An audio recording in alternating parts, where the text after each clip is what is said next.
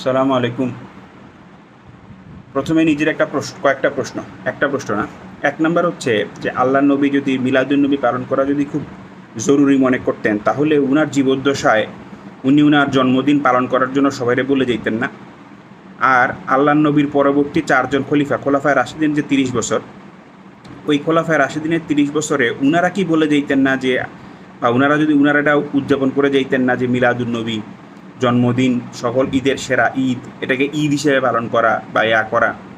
তাহলে এটা হলো দুইটা, এইটার প্রথম প্রশ্ন। দ্বিতীয় প্রশ্ন হচ্ছে পরবর্তী 300 বছর পর্যন্ত, অর্থাৎ আল্লাহ নবীর 300 বছর, 300 হিজরি পর্যন্ত মিলাদুন্নবী পালন করার কোনো পাওয়া যায় না। এটা শুরু হয়েছে শিয়াদের হাত ধরে, অর্থাৎ শিয়ারা যারা ইহুদি ব্যাকগ্রাউন্ড থেকে মুসলমান হয়েছে তাদের হাত দিয়ে তাদের এই জিনিসটা পাওয়া যায়। তাহলে এটা প্রথম প্রশ্ন।